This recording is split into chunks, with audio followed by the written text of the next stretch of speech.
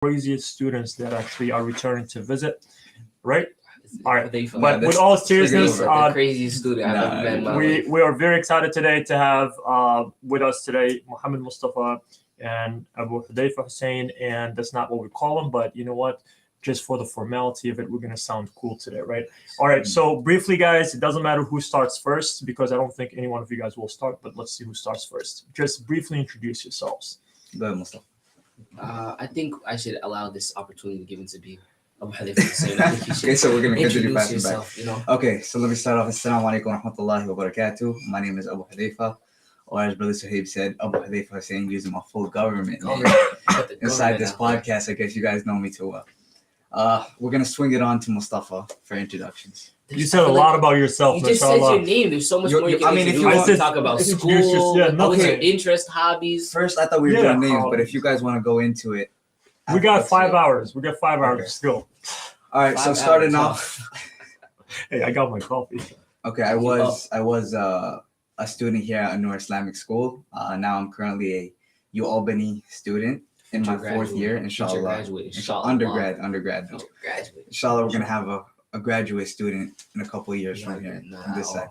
But we are part of the MSA at Albany. I am a board member. Mustafa's a honorary board member. Inshallah, hopefully he's gonna be taking over my position. He's hanging out with you, right? He is. I'm the sideline. That's the definition of the honorary. I keep the bench warm. As soon as he comes in, I'm pulling out. So it's just gonna be a nice transition. Passing the torch down. Besides that, you know, me and Mustafa, as soon as I transferred over to Albany, which was last year, been my boy. He's been my boy since we transferred. I don't know if I want to do this anymore. This is gotta start showing. I want to see how your introduction is gonna go. Yeah, who's he? Because if we're breaking down the introductions, I'm gonna let you guys know the transition. So from AnNur's school, I was by myself for 2 years at Hudson Valley, but then the third year when I went over to Albany is when I got back with my boy. So that's why we had to add that little part in there. The change. The change. Go ahead, Mustafa. Okay, assalamu alaikum wa rahmatullahi wa barakatuh. My name is Muhammad Mustafa, as these two people have introduced. I've been at AnNur, even now I say I've been at AnNur, like I'm still here. I was at AnNur for basically my whole life. I started in pre-K and I graduated the high school, alhamdulillah. I've known Hudayfa since I was a kid. I don't know how long, honestly. It's been a long time. If I was to put a number on the years, I would say definitely more than a decade. We started off, me and him used to fight. Yeah, I know, right? We used to fight a lot, and this ended up being my best friend. I see him like a brother. So I'm so happy to be doing this with him. But yeah, I'm at Albany right now, alhamdulillah. I'm studying political science and law and philosophy. Inshallah, I plan to go into the law field. But yeah, when I got this opportunity to come speak today, I was more than happy. Get to chat for 5 hours, like you said. 5 hours. I got my coffee. I don't know what you guys got, but nothing. You know, I got my just running off pure fumes. I think they said they're feeding us after this. Who? I heard like a banquet or something. Street said there was a banquet. If you got the cash, I mean, we'll drive you whatever you want to go. Sure.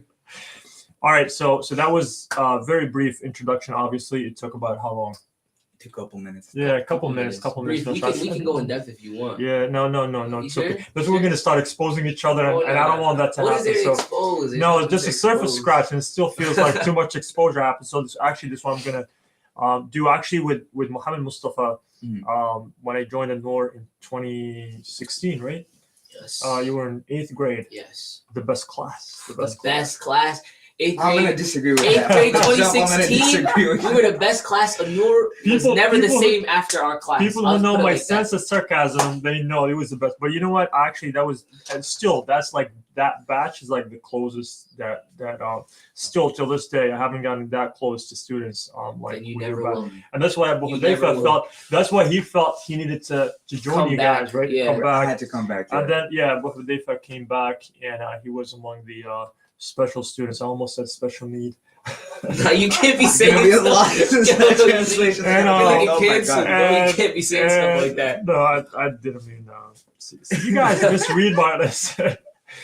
You gotta clarify for the camera because they're gonna be like, make sure you look at the camera and be like, that is not what I meant. Yeah, he was unique. That's what I'm saying. It's like very unique. And I remember a quote from this guy that I definitely live by till this day. Do you have any tissues? I feel like this Here's is a grab. Where's the box? Yeah, he was a teacher. You know, sometimes you think you're going in with students and you're there to teach, right? And then all of a sudden you learn from someone. And this is deep, guys. Just hold on to your seats because I'm going to tell you. Even Muhammad Mustafa, I think he goes like with this. Like I'm shaking right now. I just have to hold myself because we're on camera. I don't want. Don't worry, the teacher's here, so I'll elaborate a little. So he will definitely. So this is not me, all right. And you guys might have heard me say it. So this is the guy. This is our guy right here. And he said, when it comes to setting standards, right, you set them low, and then you punch through them. Talk to me. And the deep, and here's the I'm telling. So listen. So this guy, the beautiful thing about him, he starts something, he sets the standard low, but he's very emotional. He never tries to punch through. That's the thing. That's what I love about it. I was waiting for it. I was waiting. So elaborate. Okay, why did you? So let me have the floor for a words. quick minute. So Brother Sahib, he wants to talk about setting standards and not breaking through them. But you know, one thing I wanna explain to you guys is we follow what we see.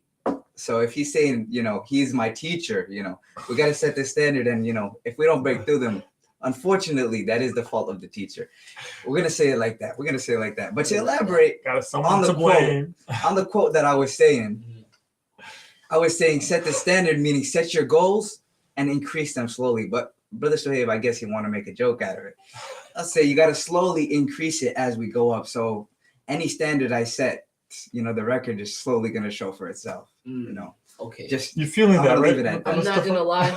Personally, as an outsider in this situation, now all of a sudden you're an outsider. I know what Hadith said, and I know what Brother Saib has said. But you know, because we're on public air, I'm not gonna expose them in regards to this situation. But let me just say, there's a whole lot of going on right now. A whole lot of rewriting of words, because I remember it like it was yesterday. That's not how this situation went. So you know, so I'm gonna leave it at that. Go ahead. No, I mean, for the sake of time, you're right. Yeah, we gotta stick to we gotta stick to what we got. But you know, maybe another episode.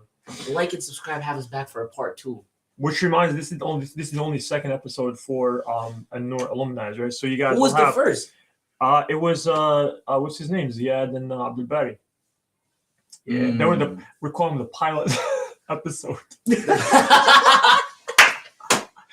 Listen, we're EP1. So that was not on air though, so but I just exposed them and exposed myself. We're EP1, okay. I was gonna say I didn't get episode 1. By the way, let me, since we're exposing each other, right? So let me expose someone who's not in the room. We're not. I didn't say nothing yet. So here's what happened, right? So with Khadija, she's supposed to be with us, right? The first episode and the second one. She's like, no, you do the first one. I'm like, you're gonna do the second one, and of course I'm doing the second one. So she just dropped the whole thing. So we'll see how it goes. But she was supposed to be with us. By the way, Abu Hudayfa is her brother. So I mean, pray for her because she's very patient with him. Yeah, I am a headache at times. All right. So apparently the next question is about the environment, right? The environment changed, but obviously probably you guys are going to answer a little bit differently because mashallah you're still together. So that's part of the environment, right? But thinking back to AnNur in the crazy days and thinking now about you Albany and the crazy days, like tell us a little bit about the changes that you guys witnessed. Do you want to go ahead? Because we have he's been going first. I mean, definitely. It sounds like you're cheating off what he's saying. No. I especially not on this one. I think me and Khalifa definitely have different experiences, especially in regards to this year. So when I first started at Albany, as you guys know, there was coronavirus, so COVID-19. Right, we could say that because you know how. Are you gonna give us like a whole lecture about what COVID-19 is? So COVID is an auto. Muhammad, stay focused, man. So what? My first year, I spent a lot of it online, which you know I had its benefits. You know, grades were looking amazing back then, and the reality hit. The reality hit. I started wondering why I'm in college.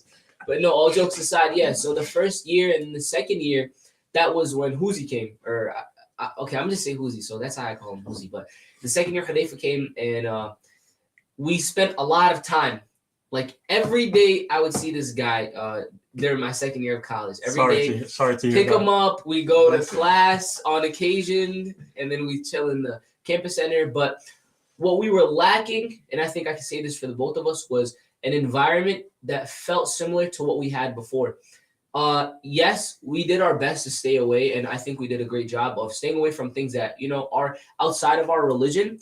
But at the same time, it's very hard to prosper and grow as a person if you aren't surrounded by people who are either at a higher status of you when it comes to religion, when it comes to faith, when it comes to deen, when it comes to education, all of those things. It's very hard to prosper. MashaAllah, I learned a lot from this guy, and I think vice versa. But it goes both ways. Goes both ways, that's good to hear. But still, I think he was waiting for that. All right, Like, I was hoping because you can't leave me.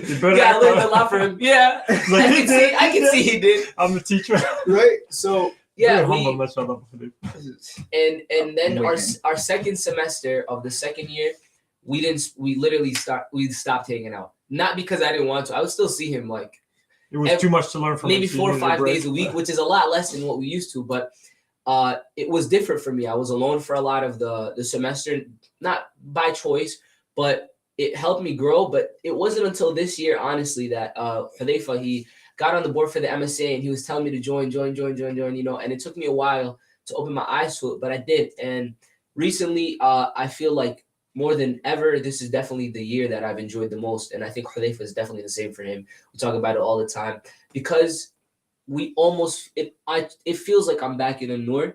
And the best part is now I'm surrounded with people who are like-minded to myself and people who push me to be better. They hold me accountable. They make me want to do better. If I do something wrong, they'll call me out. In high school, people are changing, they're growing. So you might see something wrong go on in front of you, and you have a tendency to hold back because you don't want to be not exposed, but you want to be excluded. You don't want to be. You don't want to be that person. Yeah.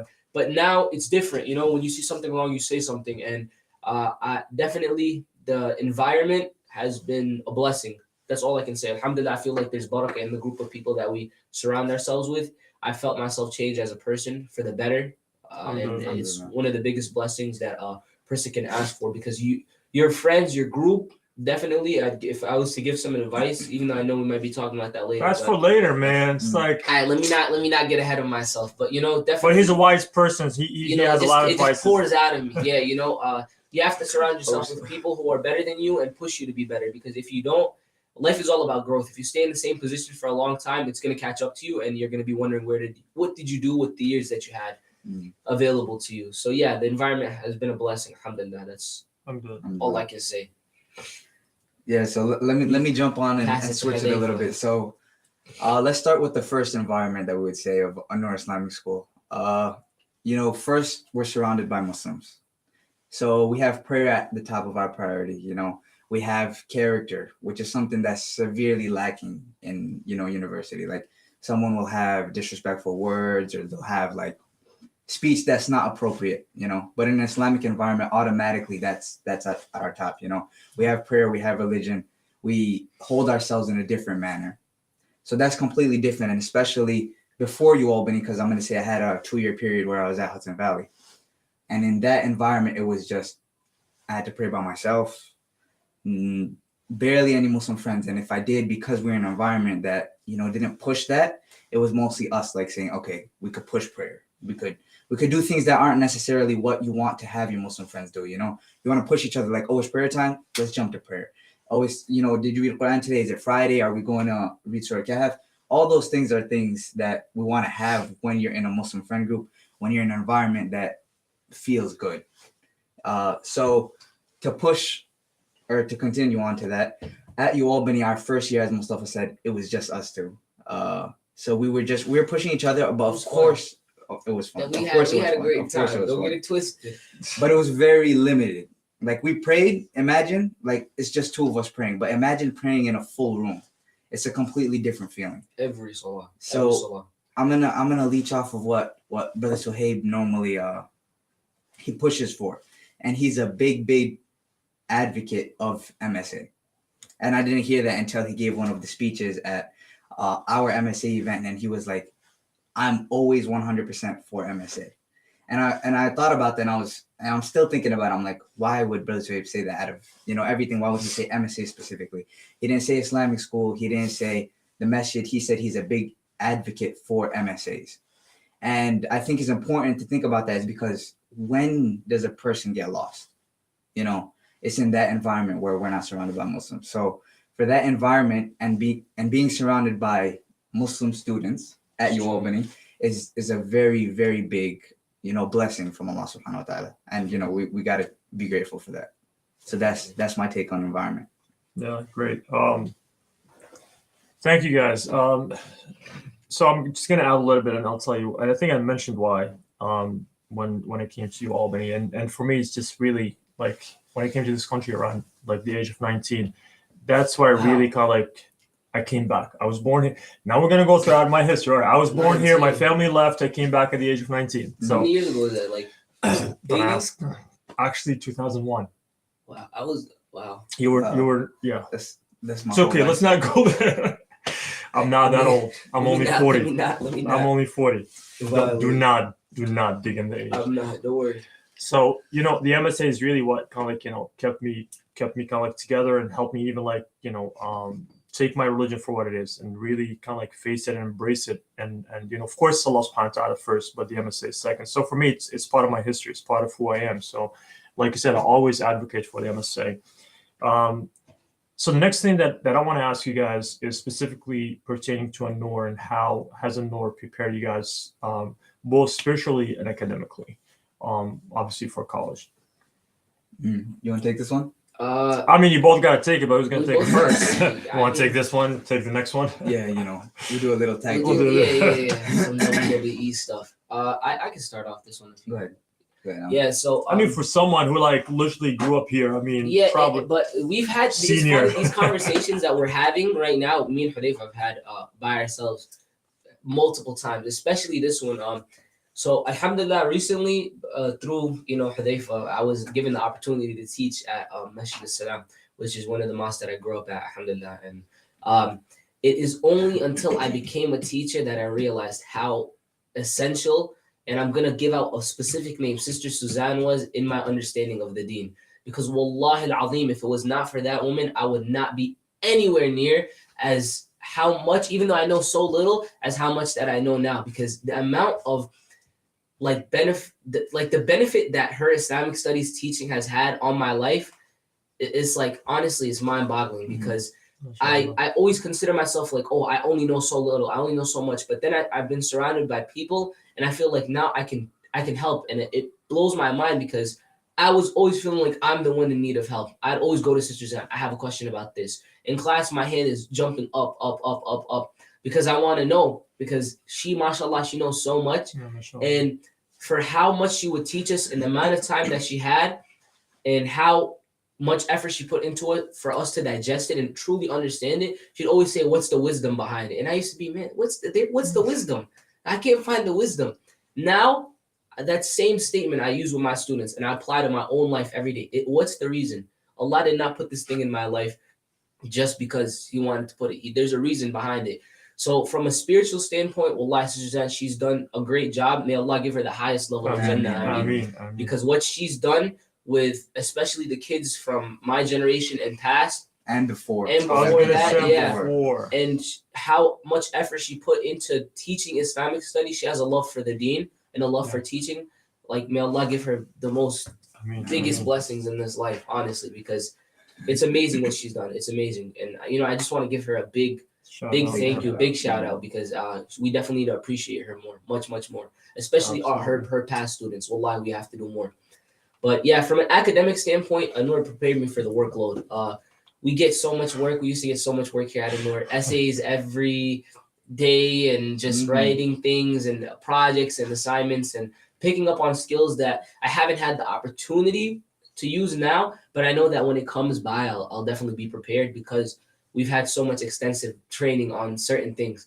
But yeah, the workload definitely. And, when it's finals week and stuff, usually I'm kind of stressed out. But I always think like, during AnNur, I had to make up like 12 assignments in a week, so it's not that bad. But yeah, definitely has helped me out, definitely has prepared me in a lot of things. But from a spiritual standpoint, AnNur has done a great job. Alhamdulillah. Okay, so it's my turn? Yeah, go ahead. I think so. I mean, it's only two of you you said guys. It's my turn? Who else? My turn is like... What about you? I was trying to push it up. I'll go next. Okay, so let me jump on to the last point, and then I'll go back to the first point. So for academics, I'd say AnNur definitely held a higher standard, you know. And when I talk about standard, I'm, you know, how I say set it low, but AnNur definitely they set it up high. So I could talk about high school, but I've, you know, I only was in Brother Suhaib's class for about a year, less than a year. Like, what was it? Semester? And we both like survived. We did survive. Yeah. We both survived. I don't know. What was that? Like 11 classes? I don't know. That was It was a lot.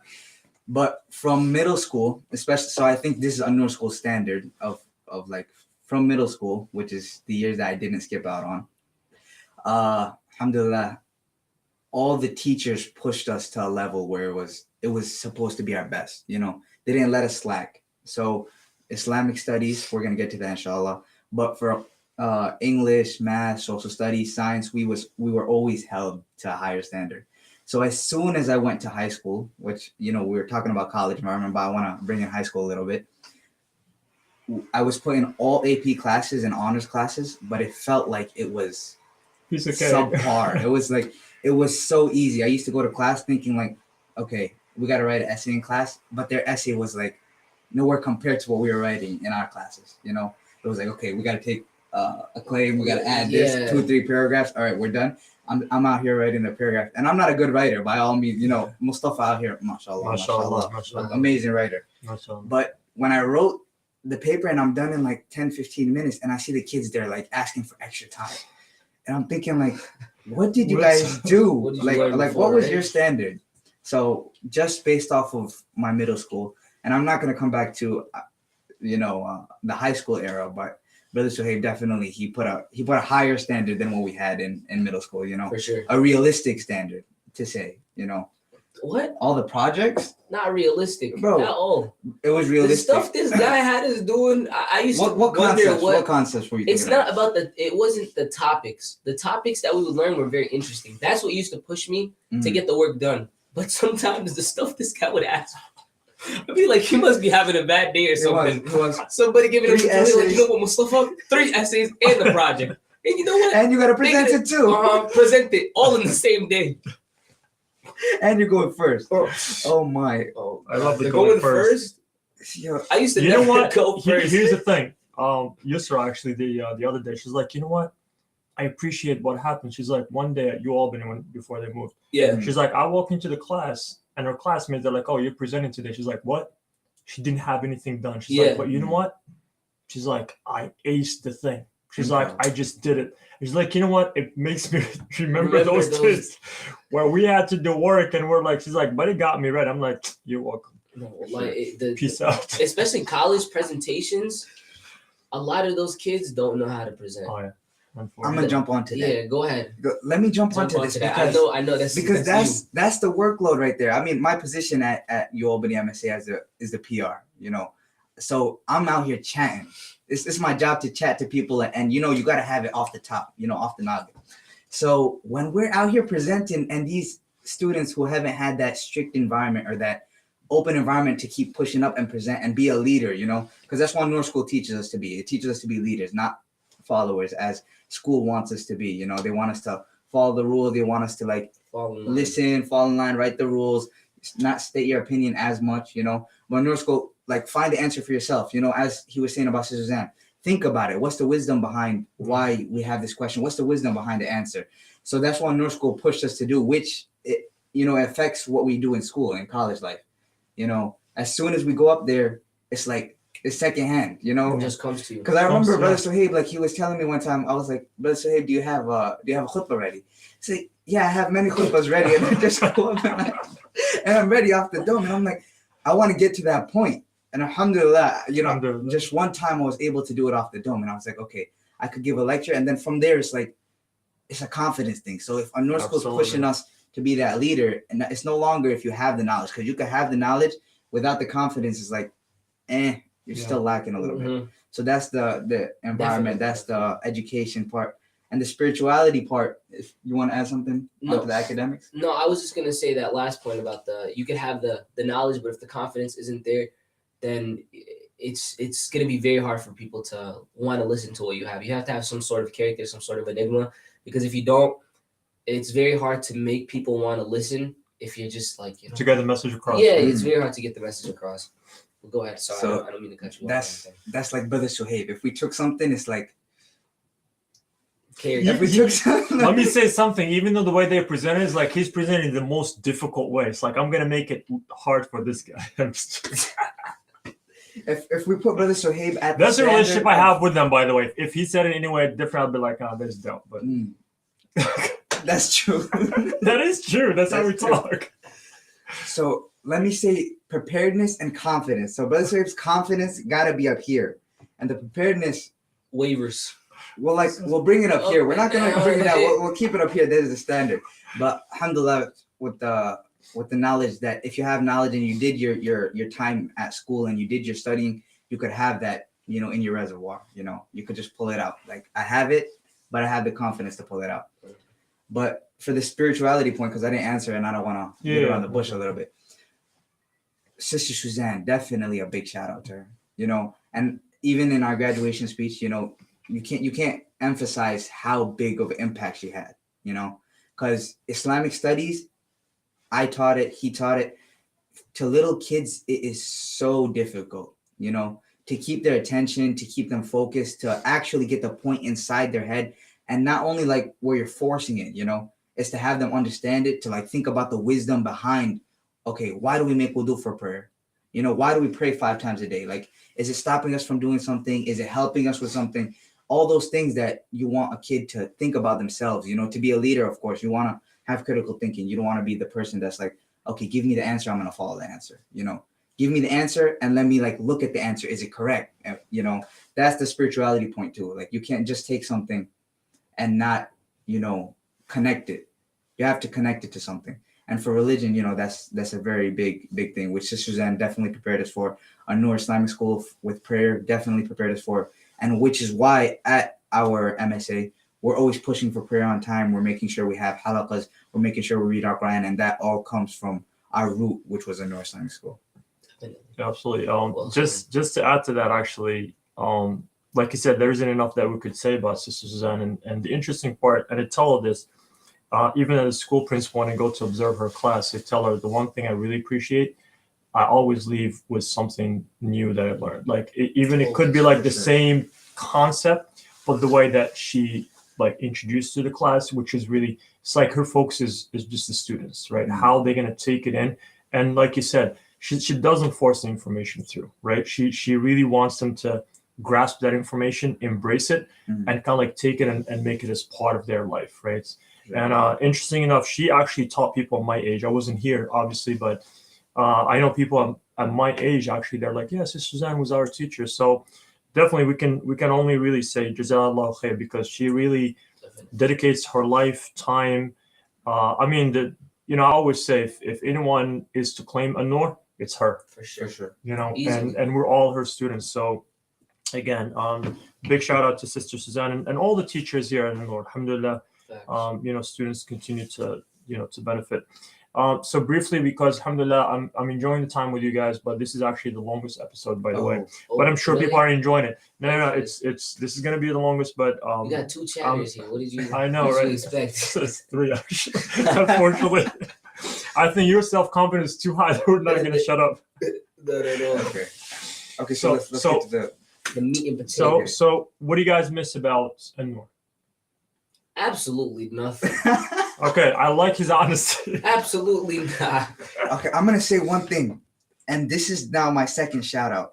Sister Maha, a blessing. Facts. This is like if there was a mother of the school, Sister Maha. There is a mother of school, and that is Sister Maha. And it is Sister Maha. Yeah. Like, so all of us. You come hungry. Like we're talking about hunger right now. I promise you, like there's a chance Sister Maha is gonna like. I have 99. She's gonna know you're hungry. Be like, Mustafa, Hudayfa, did you eat? Like we have snacks, we have coffee, crackers, donuts. Always. When the teachers would get donuts, I'd be like, whenever I see a teacher come up with donuts, I'm like, yo, who's we getting good today? And you already know. We wouldn't even have to say nothing. We just go to the office after.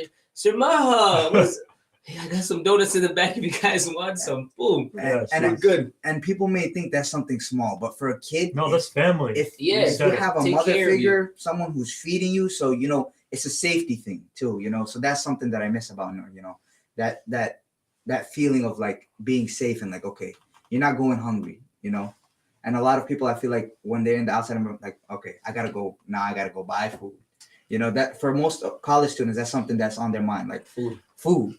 Like we out here studying, but it takes a lot of energy, and really food, it definitely come in clutch. So that's you said nothing. I don't know. I want no. He was joking.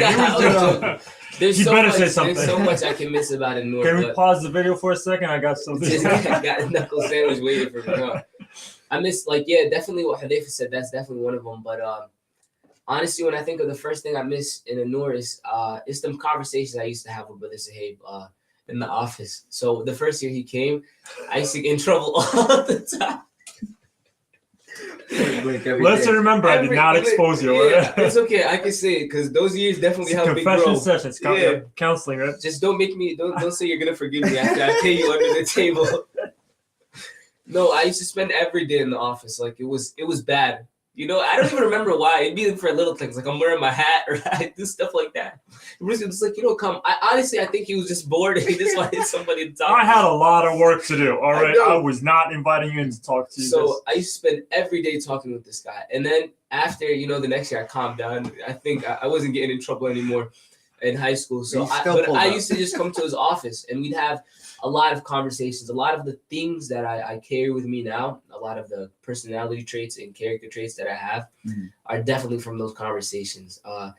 I wouldn't be where I am right now, alhamdulillah, and I still have so much more to grow, but I wouldn't be anywhere near as closest to where I am, again, if it wasn't for those conversations me and Brother Sahib had. So, kids, sometimes you get in trouble. It's not always going to be bad. So, test the waters out. Dip your toe in the water sometimes.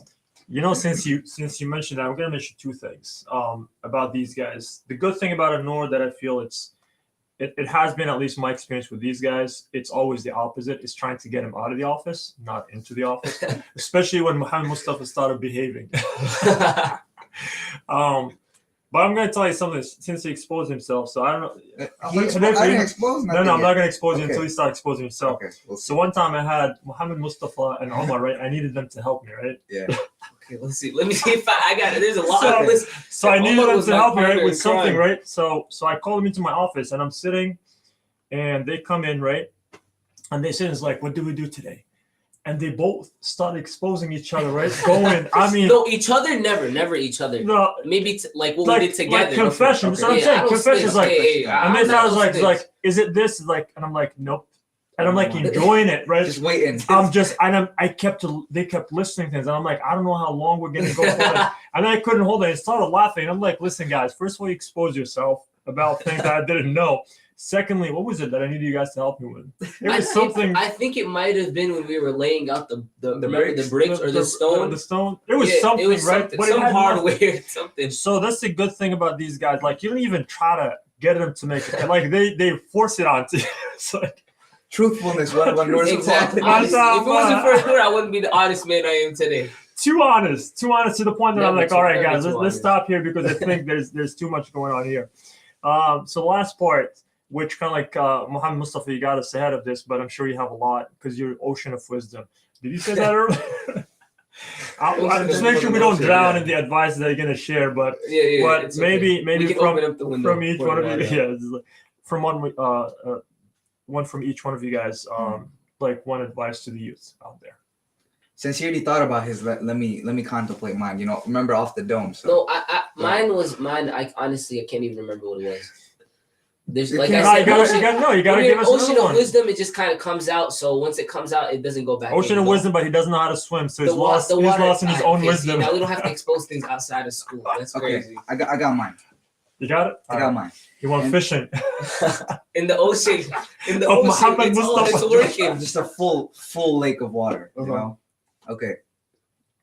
All right, let me get serious real quick because what I'm about to say is. I was gonna say your face is gonna take away from the. Let me hold myself. I don't look away. Okay, so this is an advice that I just gave someone yesterday, and it's something that I wish I actually followed, and it's for the students out there is put your schedule around prayer, not prayer around your schedule. So if you have classes, make sure you get your prayer in as first. Like if you're sending classes, all right, I want my class after Dhuhr, before Dhuhr. After Fajr, I'm going to work out. Or, before Maghrib, that's when my dinner time is. Schedule, make your schedule around prayer. And inshallah, I promise you that your life will be fruitful. You're going to get on time to places. Your schedule is not going to be changed at all because prayer is constant. You know, if we do it around school, it's something that, you know, as soon as you leave school, you're like, okay, what's my schedule now? People do it around work, which is, if you based it around Allah and the deen, you know, which is prayer, you're never going to be lost. So for the students, you know, I wish, like when people told me this, I wish I actually listened, you know, and it's something that I wish you guys, if you guys listen to the podcast, I don't know how many students you got on this podcast, but if you guys do take that advice, it's like actually implement it, you know, around prayer. I mean, this advice goes to everyone, not just students. Yeah. Just life. But we all students throughout life. So. Exactly. That's true. That's deep. Yeah. I mean, deep. I said one advice, he gave two. Right? Two. And He he did didn't go even try fishing. that second one. He didn't even try. No, that was really good, Hadith. Thank you. But yeah, for me, I think this is something I've learned. We live in a very in this society that we live in. I hate saying that in this society, but in the society that we live in, there's this stigma or this notion that you have to find yourself, like find out who you are. You have to do things to learn out who you are. Yes, you can find out the things you like, what you enjoy, but our purpose, we already know it. While we're on this dunya, we already know it. The Quran and the Sunnah and Islam, the deen in of itself, it has every answer you're looking for. So my advice to especially kids that are graduating from AnNur and going to college, stop trying to find yourself. We already know who we are. We already know who we are. And carry that with pride. We're chosen in this life to be Muslims, not to find out who we are, to leave the folds of Islam and be someone that we're not. We already know who we are. Our identity. Our identity is already given to us before we're even created, before we're even alaqa, right? We're already destined to be Muslims from time. So that's the one thing I think a lot of kids need to, you know, contemplate and implement in their life is stop trying to find yourself. You know, you have hobbies. Again, don't, you know what I mean? People, for me, I love to play basketball. I love to read, things like that. But other than that, I don't sit there wondering, oh, why am I here? What's the purpose of life? What is our purpose, right? It's simple. We came here just to worship Allah subhanahu wa ta'ala. This is not your home. This is not where you're going to reside for the rest of your life. This world will come to an end. And when it comes to an end, you want to be prepared for what comes after. The dunya it's beautiful, but whatever Allah has in store for you after, and inshallah that's Jannat al-Firdaus, is much, much more beautiful to a level you can't comprehend. So prevent getting caught up in this dunya, because if you get caught up in this dunya, you will stay in this dunya. You will stay in this dunya and you will never make it out. And I mean that in a figurative sense. So yeah, that's my one piece of advice. All right. It is unfortunately time for us to end, but before we do that, like, you know, all jokes aside, you know, one of the things that I want to say, and that is to you guys, the two of you guys, it is definitely just listening to you guys and mashallah, seeing the growth that you guys continue to go through and where you're at in life. It indeed is an honor knowing that I was part of your life with its ups and downs, right? But to be honestly, true success is celebrating the success of others. And I pray for much success for you guys. And I do pray that you continue to touch people's lives in the most pleasing way to Allah subhanahu wa ta'ala. And may He continue to utilize you to benefit others. Because really, just seeing you guys as teachers at Masjid Salam, I mean, for me, to be honest, looking at it, what's better than that? At your age, I mean, people are like, you know, quote unquote, just like Muhammad Mustafa, they're out there trying to find out who they are. I thought right? you was talking about me. I was about to say, No, you know, I pick on you, but you guys know the purpose. You know your purpose, and you're fulfilling that purpose through serving Allah subhanahu wa ta'ala. So we'll definitely keep you in my dua. And thank you so much, guys, for joining us. And I do pray that this podcast will be beneficial to those who are listening. And thank you guys for following. This was actually episode 2. I know I lost track with the numbers, even though it's only number 2. We are. Yeah, the other one was pilot. I mean, I already exposed the other guys. But yeah, thank you so much for following. We'll see you guys next time. Assalamu alaikum. Assalamu alaikum.